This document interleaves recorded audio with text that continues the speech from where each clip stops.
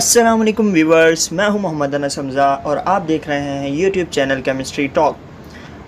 अगर आप हमारे चैनल पर न्यू आए हैं तो चैनल को सब्सक्राइब और बेल आइकन पर क्लिक करना ना भूलिएगा ताकि हमारे चैनल की हर अपडेट आपको मिलती रहे।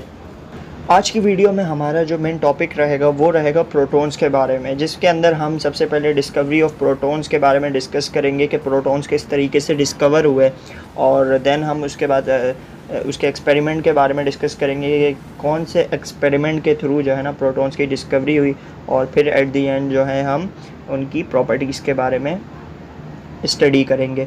तो बेसिकली ये प्रोटॉन जो है बिल्कुल इलेक्ट्रॉन्स की तरह ही होंगी, यानी जैसे इलेक्ट्रॉन्स के बारे में हमने सब कुछ डिटेल में स्टडी किया था, उसी तरीके से हम प्रोटॉन की भी स्टडी करेंगे। तो चलो शुरू करते हैं।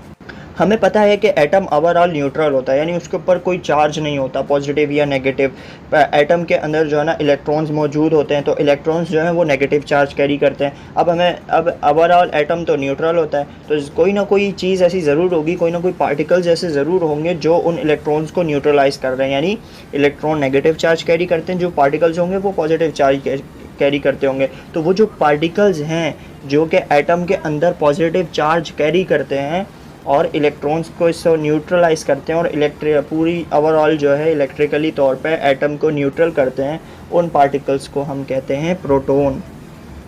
और ये जो पार्टिकल्स होते हैं ये फंडामेंटल यूनिट होता है किसी भी एटम्स, तमाम जितने भी एटम्स हैं उनके स्ट्रक्चर के अंदर, यानी उसके अंदर एक बुनियादी किरदार अपना अदा करते हैं, यानी प्रोटॉन्स भी होते हैं, इलेक्ट्रॉन्स भी होते हैं। तो ओवरऑल वो जो है ना न्यूट्रल एटम बनता है। जितने भी एलिमेंट्स हैं उन सब के एटम्स की यहाँ पे बात हो रही है। और जो सबसे सिंपल एटम होता है हाइड्रोजन का, वो भी एक इलेक्ट्रॉन और एक प्रोटॉन से मिलकर बनता है। अब हम ज़रा इसके एक्सपेरिमेंट के बारे में पढ़ लेते हैं कि प्रोटॉन्स कब, कैसे और मतलब क्यों डिस्कवर हुए ना।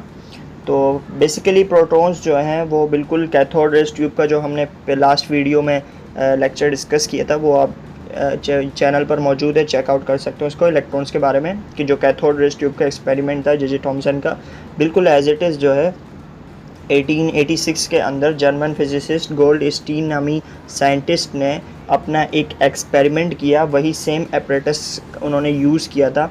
उसके अंदर उन्होंने जस्ट फ़र्क इतना है उस जे थॉमसन एक्सपेरिमेंट में और गोल्डस्टीन एक्सपेरिमेंट में कि जो गोल्डस्टीन के एक्सपेरिमेंट में उसके अंदर उन्होंने कैथोड पे जो है ना होल्स कर दिए, यानी परफोरेटेड कैथोड का उन्होंने यूज़ किया, यानी ऐसा कैथोड जिसके अंदर होल्स हुए थे। तो होल्स करने की वजह से हुआ ये कि जब उन्होंने हाई वोल्टेज के साथ जो है ना इलेक्ट्रोड्स को कनेक्ट किया, उसमें से हाई वोल्टेज करंट पास किया, तो जब इलेक्ट्रोड्स में से करंट पास हुआ तो दो तरफ रेज निकली, यानी दोनों साइड से, यानी पॉजिटिव रेज भी निकली और नेगेटिव रेज भी निकली। तो उन्होंने कंक्लूजन ये निकाला कि कुछ रेज उन्होंने देखी जो कि पॉजिटिव साइड से उन्होंने जो है ना ट्रैवल किया और कैथोड की तरफ गई वो, और जो परफोरेटेड कैथोड था, यानी जो होल्स थे कैथोड के दरमियान, उनको पास आउट करते हुए उनको जो है ना वो रेज मिली। तो इस तरीके से जो है ना प्रोटॉन्स की डिस्कवरी हुई थी।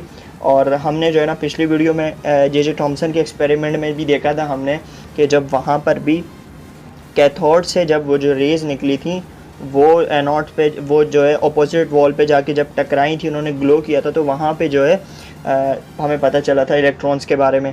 तो 1886 में पहले गोल्डस्टीन ने एक्सपेरिमेंट किया था ये, जिसकी वजह से उन्हें जो है ना पॉजिटिव रेज के बारे में पता चला था।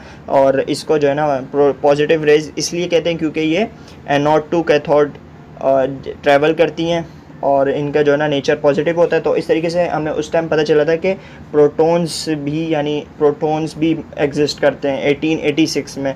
देन 1897 में जे थॉमसन ने इस एक्सपेरिमेंट को फर्दर आगे जब किया अपने अंदाज में थोड़ी सी मॉडिफिकेशन करके, तो फिर उन्हें जो है ना इलेक्ट्रॉन्स की डिस्कवरी, यानी 1886 में प्रोटॉन्स पहले डिस्कवर हुए, फिर 1897 में जे थॉमसन ने अपनी डिस्चार्ज ट्यूब एक्सपेरिमेंट में इलेक्ट्रॉन्स को डिस्कवर किया। तो अब हम डिस्कस करते हैं इसकी पॉजिटिव रेज की जो है ना प्रॉपर्टीज़ के, आखिर ये इनकी प्रॉपर्टीज़ क्या हैं। तो पहली प्रॉपर्टी हमारे सामने जो निकल के आती है वो सेम है जो हमारी कैथोड रेज की प्रॉपर्टी थी कि these rays also travel in straight line from anode to cathode, यानी ये रेज भी जो हैं स्ट्रेट लाइन में ट्रैवल करती हैं। फ़र्क सिर्फ इतना है कि ये एनोड टू कैथोड ट्रैवल करती हैं। تو آپ اس کو اینوڈ ریز بھی کہہ سکتے ہیں، جس طریقے سے ہم نے الیکٹرانس کو جو ہے نا وہ کیتھوڈ ریز کا نام دیا تھا۔ دوسری پراپرٹی اس کی ہے these are ڈیفلیکٹڈ towards the negative plate when pass through N electric field showing that they carry a positive charge. تو یہ جو ہے نا الیکٹرک فیلڈ میں یہ جو ہے نیگیٹو سائڈ کی طرف جو ہے نا ڈیفلیکٹ کر جاتی ہیں، جو اس بات کا ثبوت ہے کہ یہ پازیٹیو چارج کیری کرتی ہیں۔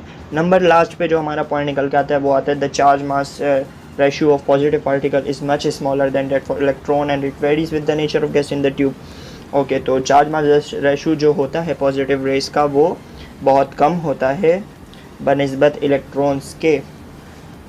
تو اب ہم نے جو ہے یہاں پہ اپنی پروٹون کی جو ہے نا پروٹون کی بھی اسٹڈی کر لی۔ لاسٹ ویڈیو میں ہم نے الیکٹرونز کے حوالے سے اسٹڈی کی تھی۔